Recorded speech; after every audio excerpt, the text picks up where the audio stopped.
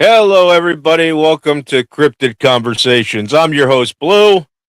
With me I'm, today, the I'm not caffeinated you. queen of chaos, Michelle. And Kate, what's your thing say down there? I can't read it. It says Irish Mama. Oh, Irish Mama. Blind? Yes, I'm blind. I can't read. I do go with shapes, not colors. That's Anyway, Doofy. uh, Doofy Squatch. and I am Doopy Squatch. Uh, yeah. So obviously, we got on a little bit late. The reason for that, we've been having some issues with the audio for some reason. Who knows? Out of nowhere, just everything's not right.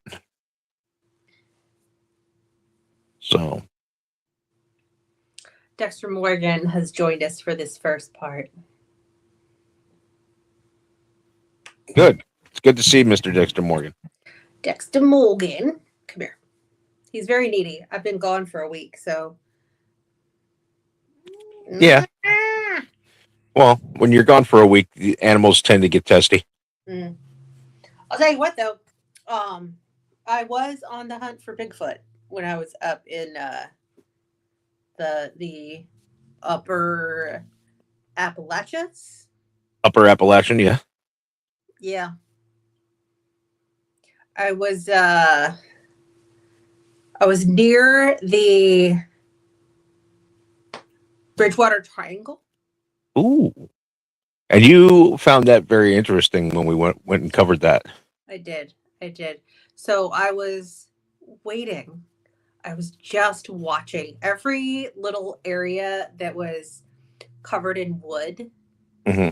side of the road. I was intently focused. I was like, I'm gonna see Bigfoot. I'm going to see something. Did I Boy, I see wish you anything? had. No, I did not. Did you ever have like a feeling like the hide behind was watching you? I had nothing. It was also rainy and gross and just lots of yuck weather. Oh yeah. We didn't do outside stuff a whole lot. Well, that makes sense. But I did have a little fun and I created Tiny Wheel. Yes, the tiny wheel, the wheel of choice, Yes. the wheel that will determine what the topic of conversation will be today. Yes. Welcome in, whoever just jumped on. Good to see you. Thank you. Thanks. Thanks. So there has been no cryptid or any sightings this week. Nothing crazy. I think Bigfoot has left Ohio. I think Bigfoot is in the cover of the Yeah. forest on his annual migration to come Yeah. and get good pizza over here in Jersey. Maybe he went to go hang out and have like some summer fun with the Jersey Devil. Hey, I mean, I hear he's a hootin' good time. Just Kate, any Sasquatch sightings on your coast? Nope. Yeah, you're up in the Pacific Northwest. I would assume that there had been some type of a sighting or of something. No, we just got seismic activity in the ocean. Oh, that's right. And it Oh, looks that's right. like There's Yosemite might blow up again. oh Or yay. again. Mount St. Helens, Yosemite, we're all gonna die. Everything's gonna blow up. The ring of fire. Yeah, we're all gonna die. Here I have coffee. That's usually what my wife calls me after I've had a lot of hot sauce. Actually, no, the Ring of Fire is what she calls me. Anyway, So, do you want to hit our first topic? I I am jazzed to hit our first topic. Let's Okay. do this. Okay. I So thought it was. Is it just one topic, or are we doing multiple multiple things? 'Cause- topics. okay. Multiple topics. We're gonna spin the wheel every 5 minutes or so, 10 Okay. minutes, depending on how long the conversation goes. to find a new topic. And backstage, we have discovered that the tiny wheel likes blue. So every time I spin it, it lands on something that blue added to the list. Taco's in. Okay. Welcome in, Taco. It says shark bait. Are we ready? Shark bait. Are Ooh, we ha, ha. ready for the first tiny wheel topic? The What's Yowie. the Yowie? The Australian wild man. Australian, mate. Now, I have been watching a lot of the Boys channel here on YouTube. Okay. And the Boys are 5 guys who all got together. They started out in the gaming space. They started doing something they call the Trip of Terror, where they travel around to haunted locations Oh, and yeah. do all this stuff. Yeah. They're really funny. They also go to Australia quite often because 2 of them are from Australia. And not once on any of their camping trips have I heard the call of a Yowie, the call of the wild man.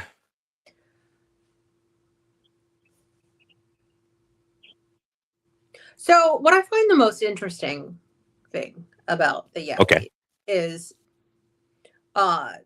did you know that there is a $200,000 unclaimed bounty On the Yowie? Yes. I think we need to go to Australia. Yeah.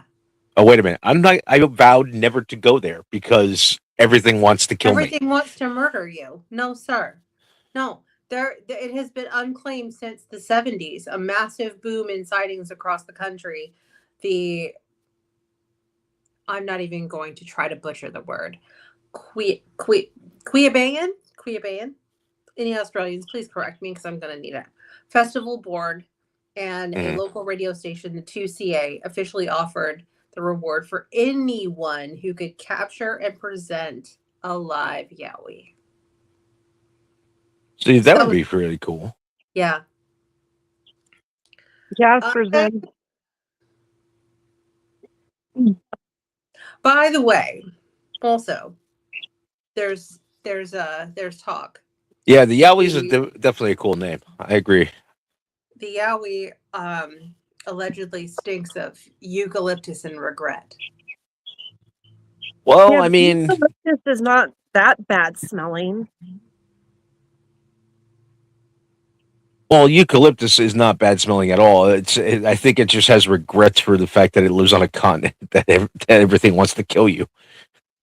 So the combination of skunk, wet dog, stagnant swamp water, and a harsh chemical or what has been told as a sharp eucalyptus odor mixed in with that. It's like if we went into the bathroom after Blue and someone sprayed some eucalyptus after it. It smells like eucalyptus, but it's gross. I don't blow out the bathroom that bad. I don't know. Ugh. Anyway, by a last little note that I have on the Yowie. The Yowie capital of Australia is a little place called Wollongong. Wollongong. Yeah. Isn't that legal there? It might be. And there's a little mountain range in Wollongong. Okay. Wollongong. That's called the Blue Mountains.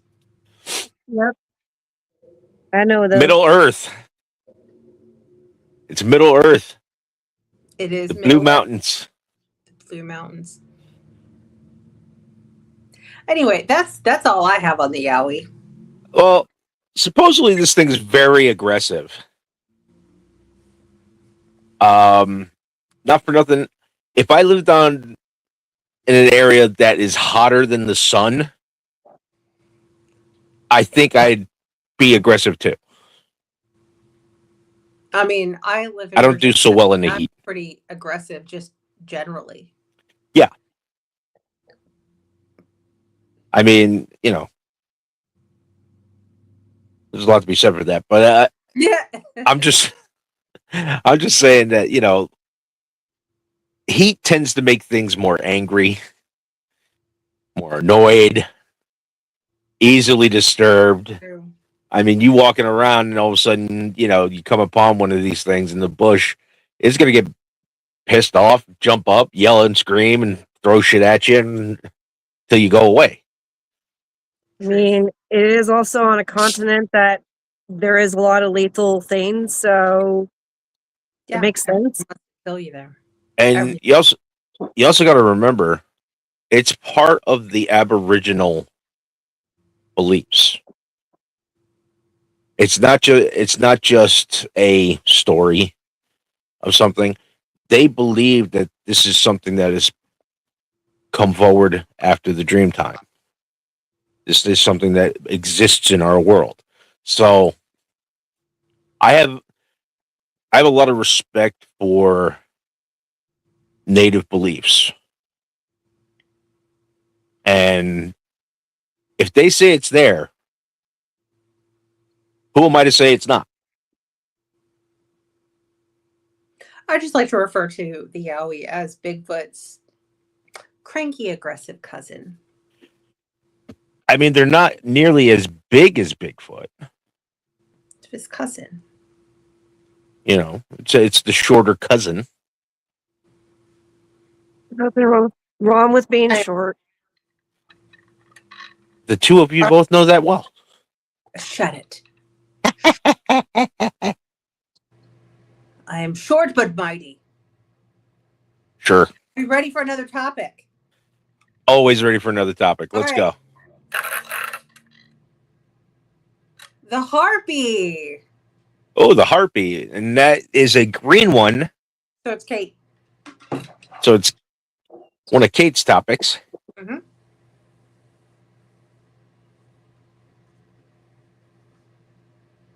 Okay, I didn't know I needed to talk about it. I thought we were just all talking about the topic. I mean, you broached it as a topic. What would you like to say about it? Just that I would not want to fuck with one. Historically, no. I don't even like dealing with them in games. Yep. Because they're kind of a bitch. They're a massive pain in the ass in gaming wise, but also I'm thinking in the real world, they're going to be an even bigger pain in the ass. Well, considering they have siren-like powers, I mean, they're going to trick you into coming to their nest, and then that's it. Game over. I would like to posit that the harpy is the ultimate in messy roommate. Definitely. Harpies, they will tear you apart. They collect shit. They're filthy. Oh, They're filthy. They didn't just steal food. They intentionally defile it and ruin it so other people can't eat it.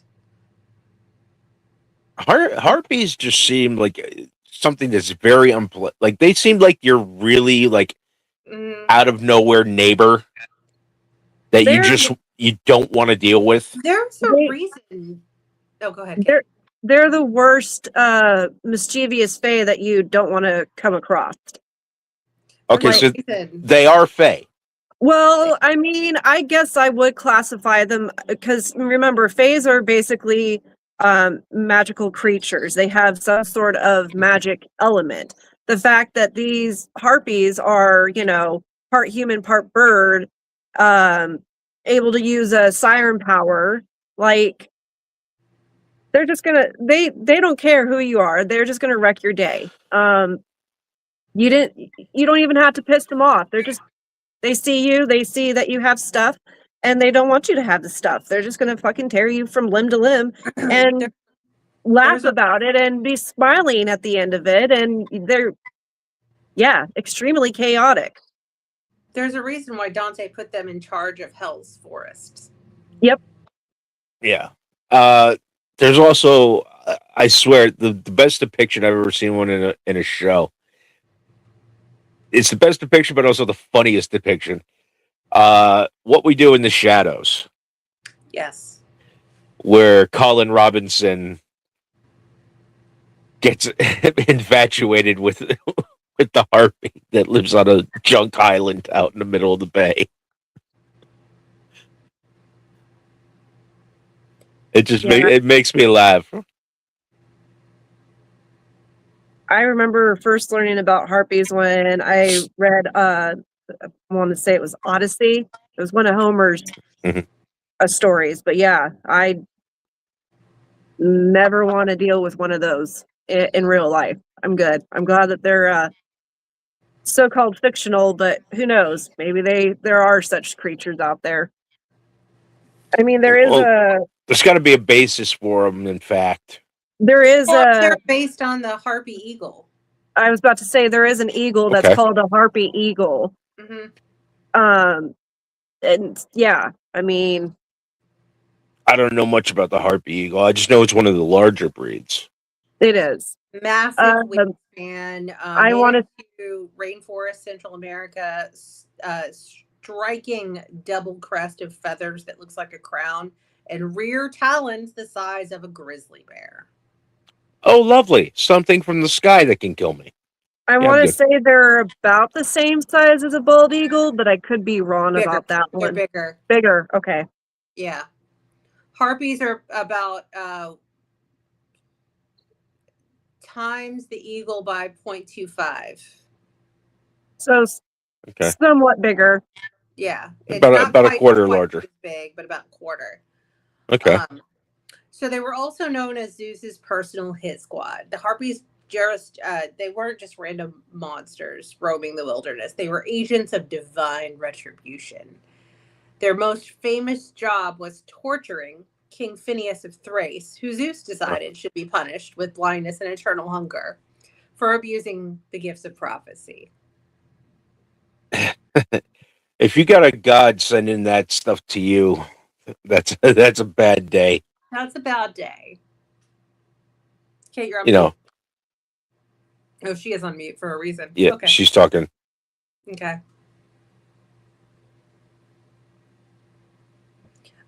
Yeah, there's lots of little things. Also, The Witcher. The Witcher.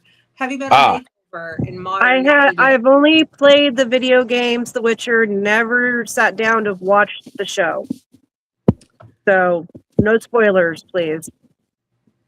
Okay. I haven't watched the show either, so They even showed up in Percy Jackson and the Olympians, where the harpy named Ella I remember mold by being sweet and incredibly smart and obsessed with memorizing books. I vaguely remember that one. I never read the books, but my oldest did, and she made mention about that character. So I remember them being in Hades. I think there was a movie and now a TV show too. I think Yeah. that may have been called a harpy at one point. I like the new show that they started on Percy Jackson. Mm-hmm. I actually like that one. It's not bad. Yeah. Plus, I don't know. come on, Edge. Adam Copeland. Adam Copeland is the god of war, Ares. I love it. That's not ringing a bell for me. He was in another TV show. The one TV show where He was on Vikings. Who was he was on Vikings? Oh, I don't remember. That's helpful. I don't remember. It's been a while since I watched Vikings. TV shows. Haven. That's right. He was on Haven. Good show. That was a really good show. That was a good show back in the day. Yeah, I remember watching that. It was 2010 to 15. Okay.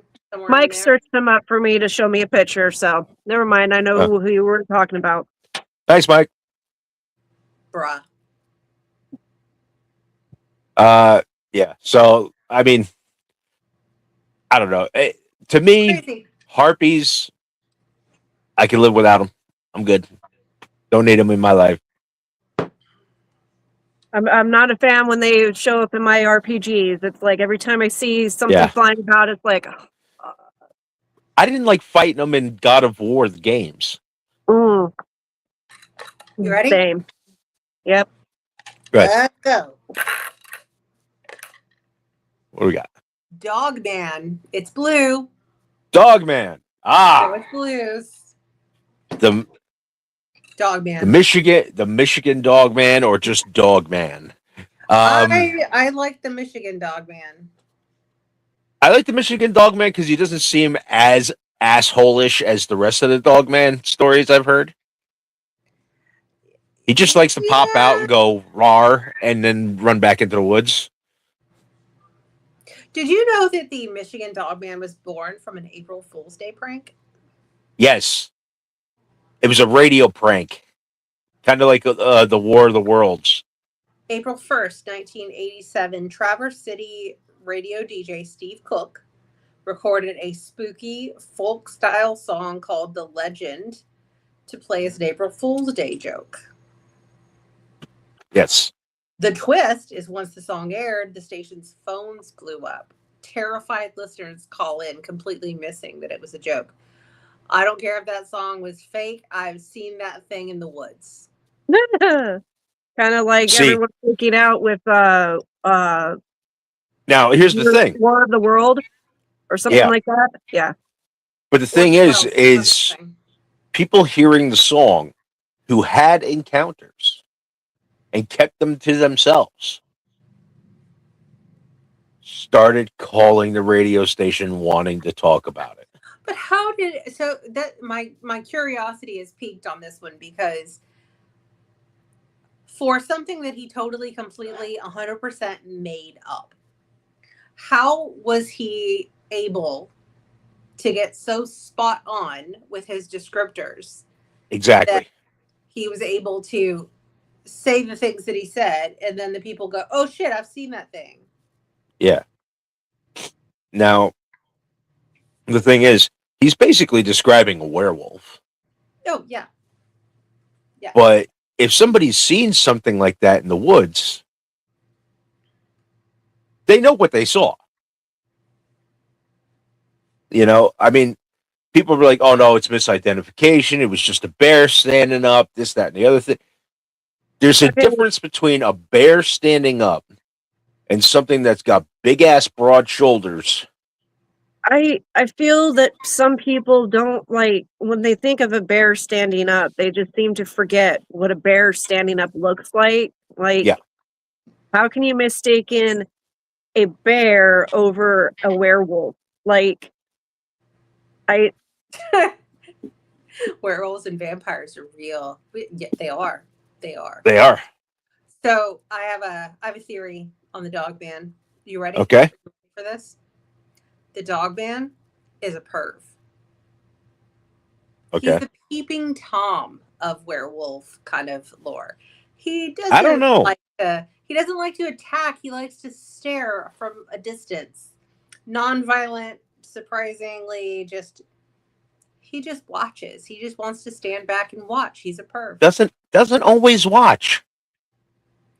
1% of there's the interactions. Okay, the Land Between the Lakes incident. Yes. That people have attributed it to Dogman. That could have been the Beast of Bray Road versus... Which is the same thing. Yes. It's a Dogman. It's a werewolf. It's a beast that looks like a dog but stands like a man. Maybe this grouping of Dogman, Beast, maybe this, it's like, Bob's from Kentucky, but this Dogman is from New Jersey, and New Jersey's are pervs. Okay, so, or, how many Goatmans did I discover there was? You heard me. Try to say here. I agree, Kate. Yes, there's a lot of different versions of Goatman. So maybe this version that we see in the Dogman is a perv. He's peeping Tom. Or a peeping dog. It's so funny. I I don't know. Anytime I hear a Dogman story, I just start laughing. And the reason for it is because number one, I would never want to be chased by one. No. Just knowing what I know people have researched and found about these things, I don't ever want to be chased by one. Because number one, I don't have to be the fastest in the group. I just got to be faster than the guy next to me. That's why you push them down. Exactly.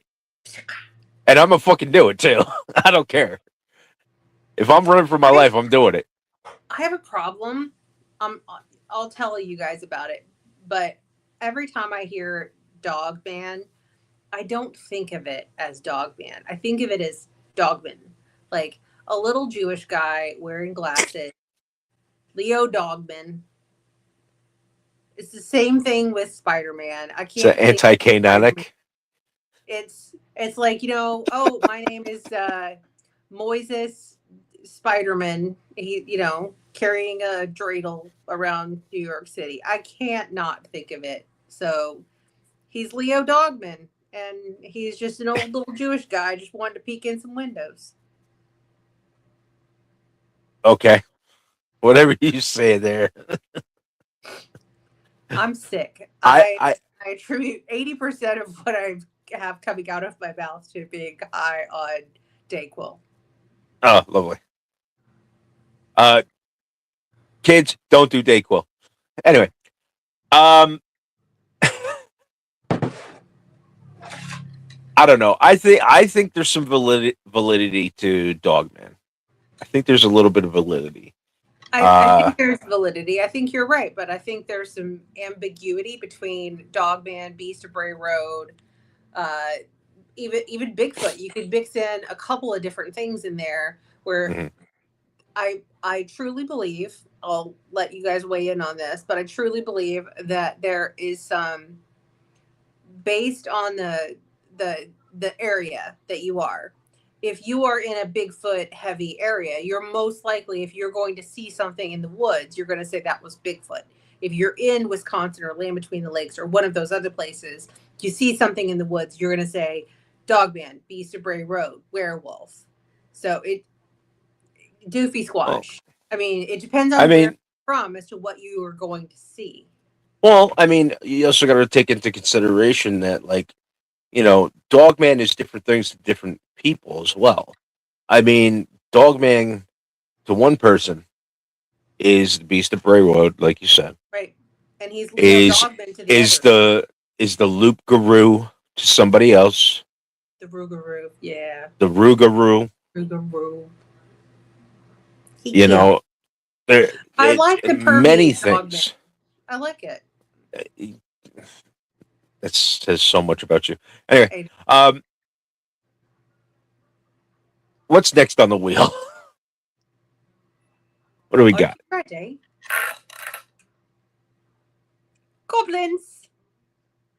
Goblins. I immediately go to the Hopkinsville, the Kelly Hopkinsville goblins. Yes. I go to multiple different goblins, treasure goblins, hobgoblins. I go to Labyrinth. No, not really. They're their own breed of just no. Don't want to deal with those. Goblins are the ones that steal your babies, right? Yeah. Yeah, but there's different types of goblins. I mean, the Celts have tons of different kinds of goblins and their mythology. There's goblins over in the Greek mythology. There's goblins in plenty of fairy tales and video games like D&D. They are everywhere. They are. And they all look different too. They're all like not they don't look the same in everything else. They have their own different kind of design anywhere they go. See, I hear the word goblins, I start thinking about David Bowie running around singing Dance Magic Dance. The So, Goblin King. unlike monsters with a single origin story, goblins appear across a European folklore under many names, including English goblin, French gobelin, German kobold, and the Yep. Scottish brownies. They are historically the ultimate tricksters. They're not always bloodthirsty monsters. They're more mischievous household pests. They were blamed for spoiling milk, hiding keys, banging on walls, pulling blankets off sleeping people. There's also the red cap variant. Yep. Anyone to tell about the red cap variant? I will jump in on that. There's also blue caps too. Red caps The were red considered caps are were considered the most evil ones because they would actually kill people. yes, Whereas the blue ones weren't. yes. The blue ones They were were- the workers. The red ones They- were the murderers.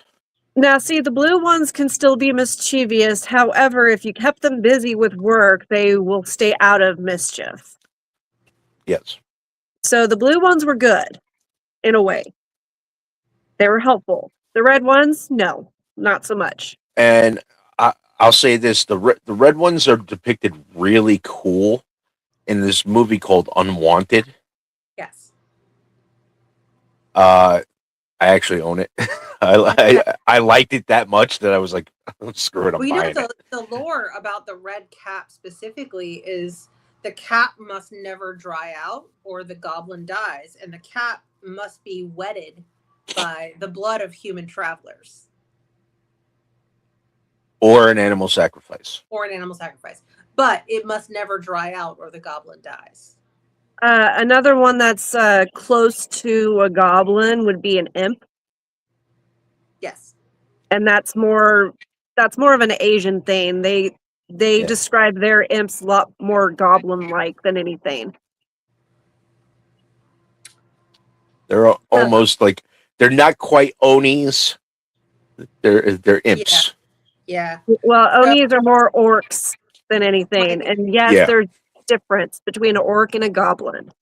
My fun little connection is J.R.R. Tolkien used his depiction of the orc was based on a goblin. Right.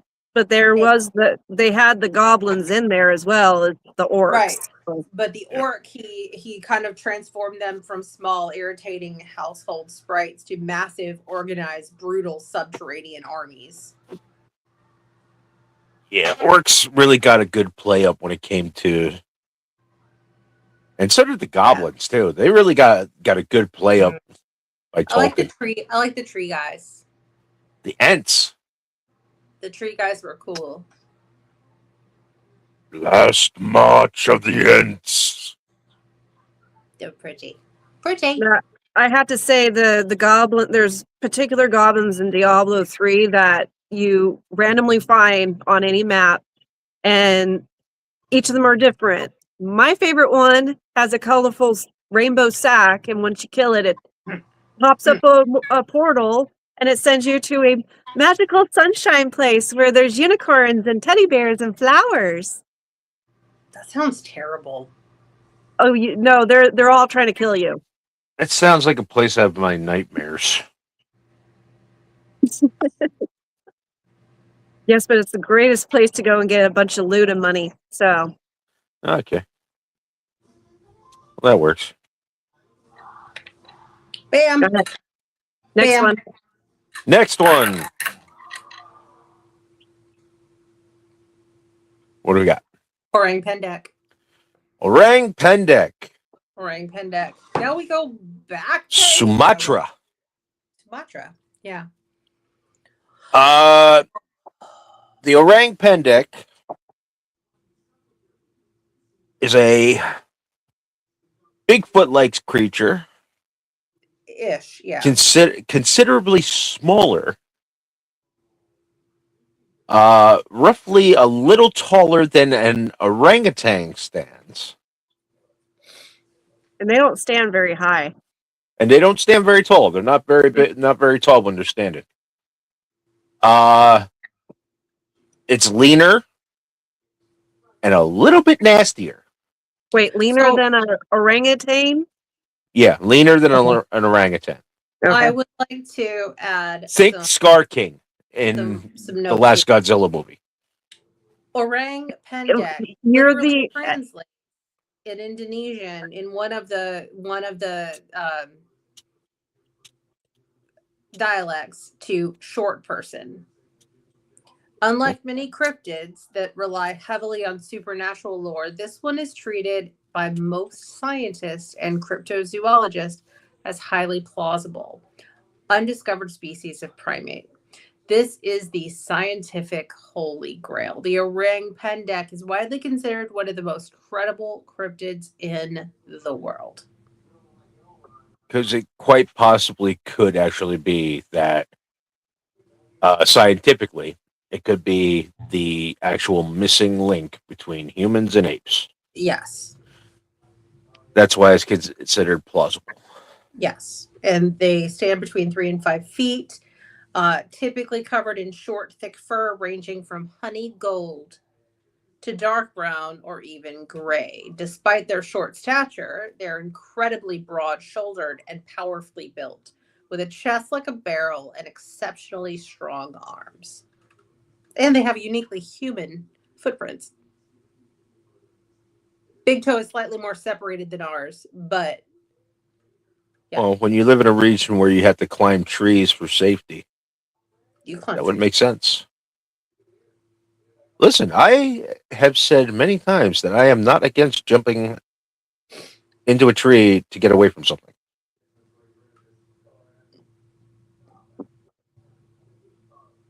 Several cultures in Indonesia, like the Kubu and the Minangkabau, Mhm. refer to the orang pendek as a shy neighbor versus any sort of cryptid, or Mhm. they just refer to him as you show respect to your high neighbor who doesn't want to come out. Yeah, he's the introvert of the town. Mm-hmm. I feel it. Hey, I don't One like going outside half the introvert time. extrovert there is. There's a reason why I built all this, so I don't have to go outside. The owls are scary. Oh, Hobbit connection. Hobbit connection. In 2003, scientists in the nearby Indonesian island of Flores discovered the fossils of Homo florenzianus. So, Florenziensis. okay, florenziensis, an extinct 3 foot tall human relative nicknamed the Hobbit. This discovery sent shockwaves through the cryptozoology community as it proved that small bipedal hominids absolutely coexisted with modern humans in Indonesia's history. Yes. So shirelings were a thing. I'd pet that dog. That dog will rip your arm off. Eh, All right. Well, I mean, I don't have a lot to talk on the orang pendek. I mean, well, it's yours. Yours is I know, too. Okay, I know, but you want to there's do your not last one? a super lot of things that we do. Go ahead. What Hold on. El Cadejo. what are we talking about? El Cadejo. El Cadejo. This is the South American black dog, white dog connection. Oh yeah, that you brought that up before. I have. I like the El Cadejo because depending on your person, if you see the El Cadejo, he is either going to appear to you as the white dog Uh-huh. if you are a good person, or he will appear as the black dog if All you right. are a bad person. And your fate is purely in your own hands because the white dog will guide you to safety and the black dog will guide you to your death.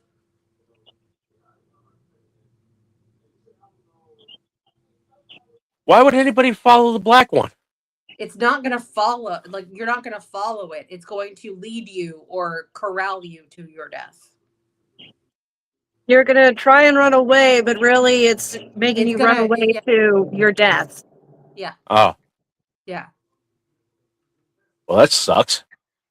But it's all within you personally. Like you control your fate with this. The El Cadejo, it knows you before Mm, you do. okay. So basically, it knows what's on the inside, what you've done, what you've been. It's basically, It's a soul reader. Yeah. yeah, Yeah. it's a reflection of your inner turmoil, your It, inner it's like soul. it's like a horse. The horses are able to tell if you're a good person or a bad person, and if a horse comes walking up to you, then you're a good person. If they avoid you, they don't want anything to do with you. You got icky energy. Mm, Yeah. So very true. what you'll typically see or hear when you talk about these legends in El Salvador, Honduras, Guatemala, Mhm. they'll refer to these as like the yin and yang of Yin and creatures, yang. basically. Huh? Yang, not It's yin and yang. yang. It's yin and yang. Okay. Okay. Well, we've always said yin yang. No, it's yin and yang. Um, Whatever. where these creatures are basically a package deal. They're two distinct opposing entities that live within one. Okay. So the benevolent, the white Gadejo comes out. He's snowy fur, glowing blue eyes. Um, he is often seen by late night travelers Okay. that kind of keep them from going off the path Hmm. of what just happened. I don't know. I don't know. I Um, messed up here. Hang on. mm, ah, There we go. Sorry. mm, I was tapping on something and it made you big. yeah. Um, the white Cadejo is often seen as the silent guardian. Okay. So if you're pure of heart and you are going to do something, whatever, if you're in the Uh-huh. darkness, um, the white Cadejo will make sure that you reach your home safely to keep others away from you. And what the whole like duality piece comes in, where the white Cadejo will keep you on your path while the black Cadejo is kind of circling around watching for the bad guys and Okay. luring the bad guys away. Okay. So it's kind of it's a duality kind of thing. Yeah. They're typically It, never seen together, but they're never apart. it's a way for them to describe the duality of man. Hmm. Yeah, It's like the old native ad, you know, thing. There's a white wolf and a black wolf inside of you, right. constantly at war. Which one wins? The one you feed the most. And the fun little tidbit that I did find about these was in some rare cases where the Cadejo cannot tell if you are a good or a bad person, Uh-huh. then the two will fight over you.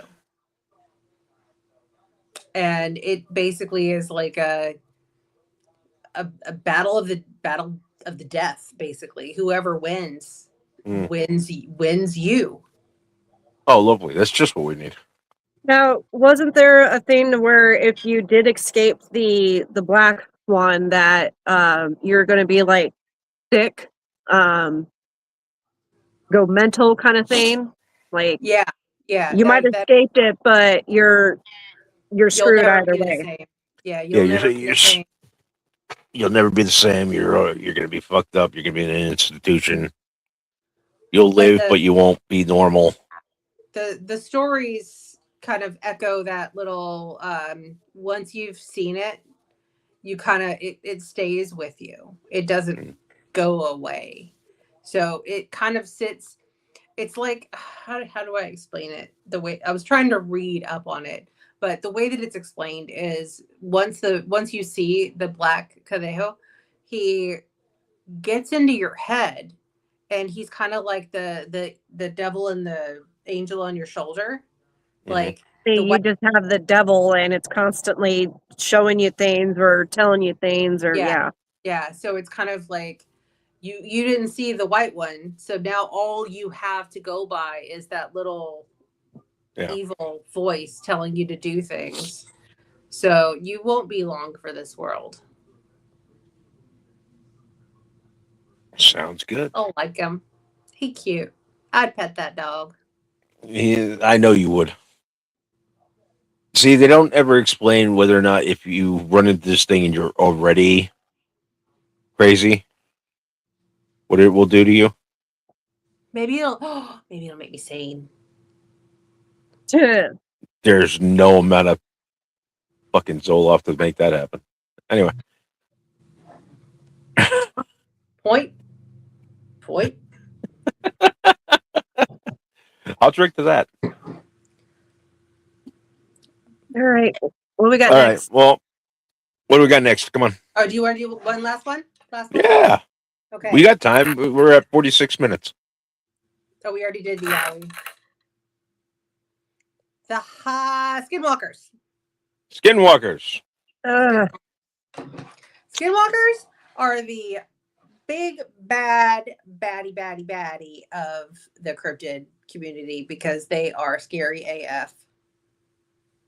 They are. They are transformations. They are mimics. They're just no. There are a lot of bad juju.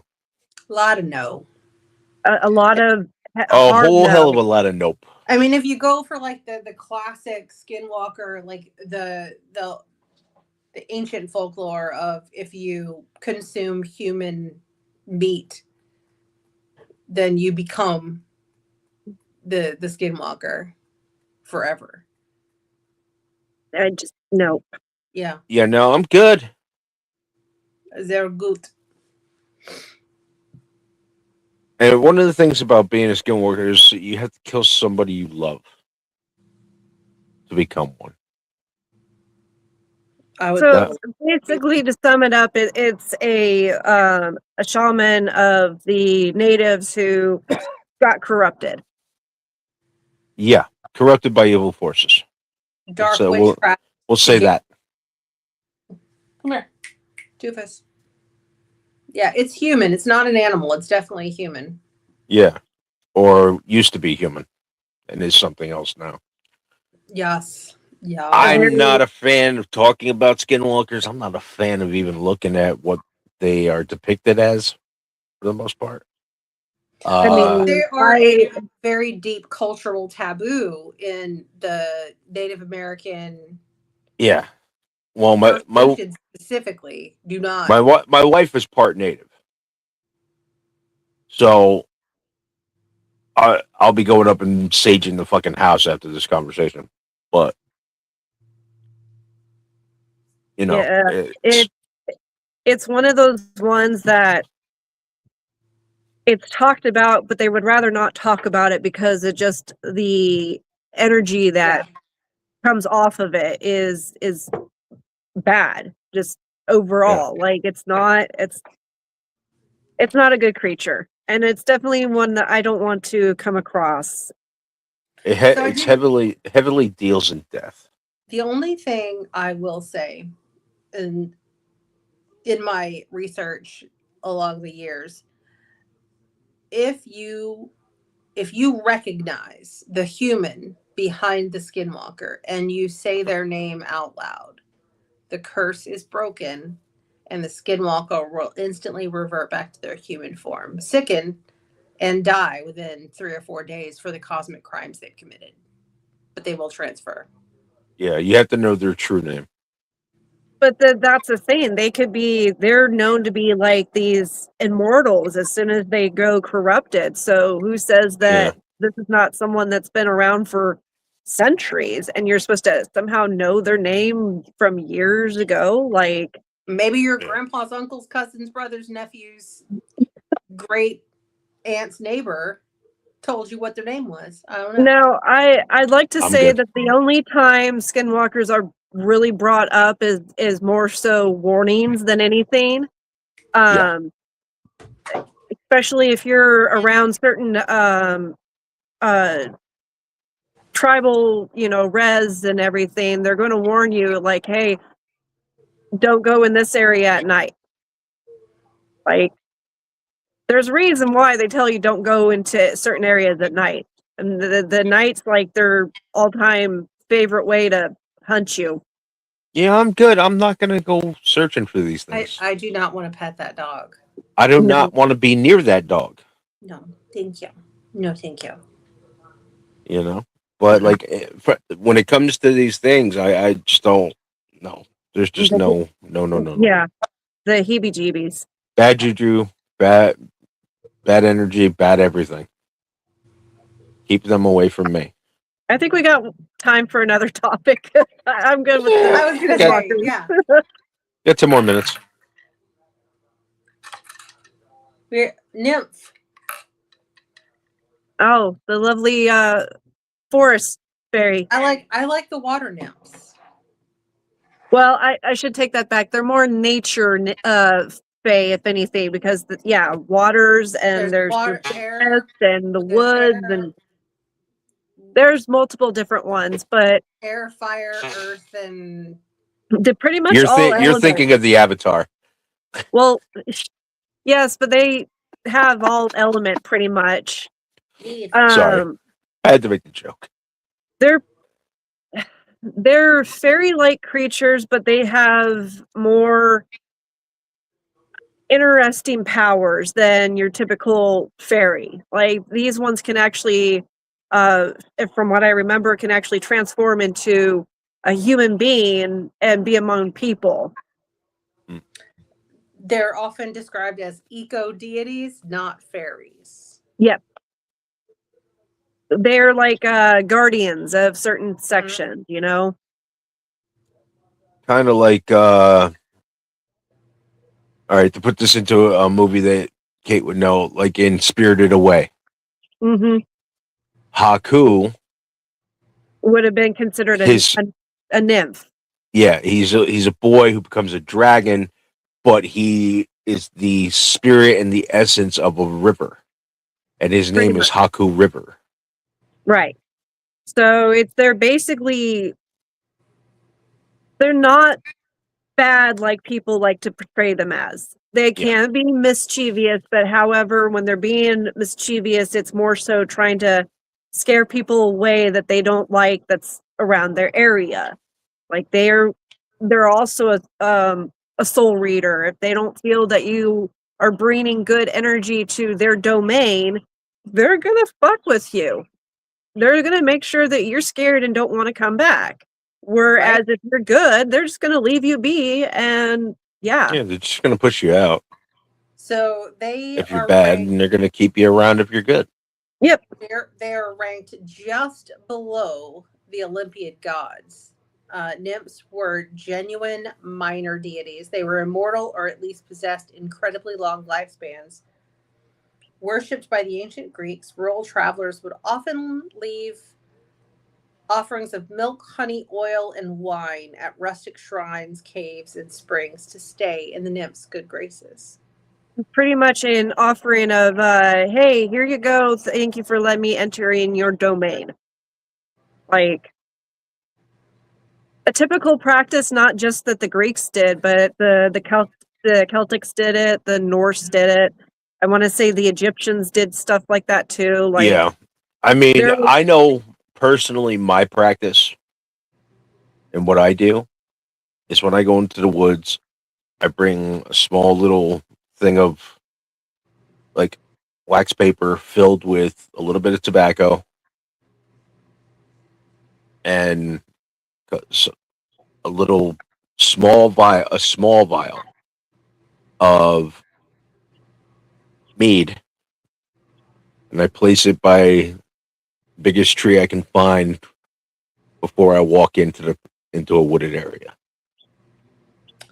and that's my gift. Are you familiar with the term nympholepsy? No. Nope. That's a new one. If you crossed a nymph or desecrated their sacred space, the punishment wasn't always physical. Sometimes it was psychological. The Greeks coined the term nympholepsy to describe a state of frenzy, religious rapture, or madness that overcame humans who looked directly upon a nymph in her true, dazzling, divine form. It could leave a person Okay. permanently entranced, mute, or stuck with a manic, obsessive, poetic inspiration. So, in other words, it's kind of like, Damned if you do, uh, damned if you don't. well, I mean, I was thinking more supernatural when When you can't stop creating, like you're driven to Yeah. create. It's like what they're saying is stuck in this manic, obsessive, poetic okay, inspiration. so where you're- basically they become your muse and you just have this creativity thing until you die. Well, the Yeah. muse in itself is its own thing. It's so Interesting. But there's no out of that one. yeah. No, I don't think so. I mean, that doesn't sound too horrid, but at the same time, like, I don't know if I want to. I mean, Yeah. I have ADHD, so I'm constantly in a state of obsessive creative necessity. That's true. I mean, I crocheted a human spine for no reason. For fun. For funsies. For funsies.